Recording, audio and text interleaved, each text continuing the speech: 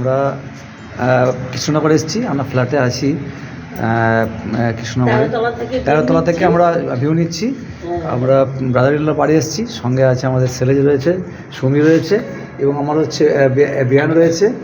এবং এখানকার যে ভিউজ, সেটা সকালবেলার ভিউজ, শীতের অপূর্ব দৃশ্য, খুব ভালো লাগছে। আচ্ছা, আপনার এসে কেমন লাগছে? এখানে খুব সুন্দর লাগছে, সুন্দর লাগছে, খুব এনজয় করলাম। হ্যাঁ, ভাইয়ের বউয়ের সাথে হ্যাঁ, খুবই ভালো লাগলো।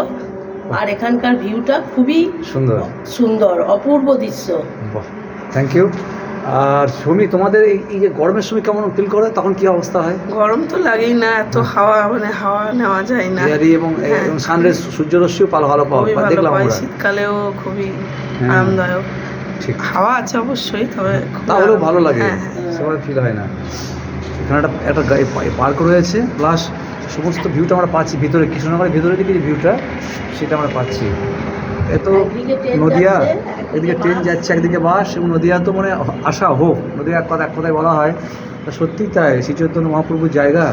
এখানে তো এত সব বৈষ্ণব ধর্মটা প্রচার এখানে হয়েছে। দেখার জায়গা প্রচুর রয়েছে এখানে। কৃত্তিবাস সোজা জায়গা, জন্মস্থান ফুলিয়া, আরেকদিকে হচ্ছে শান্তিপুর এবং মায়াপুর, সব হচ্ছে সাংস্কৃতিক শিক্ষা কেন্দ্র ছিল। এখন তো সব অনেক মঠ রয়েছে, গৌড়ীয় মঠ রয়েছে।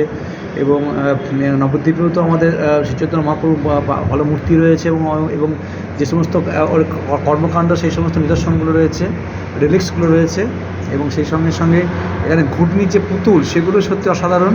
আমরা গিয়েছিলাম গতকাল। রাজবাড়ি আছে কৃষ্ণনগরে, সেই রাজবাড়ি আমরা কিছুটা ভিউ দর্শন করতে দেখতে পেরেছি। আমরা সবটা দেখতে পাই না, কারণ যেহেতু ভিতরে ঢুকতে দেয় না।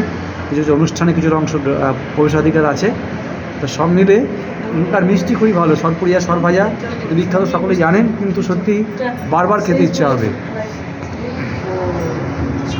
এত গ্রিনারি আছে এখানে, সত্যি খুব ভালো লাগছে আমাদের। আবার আসার ইচ্ছা রইল, খুব ভালো।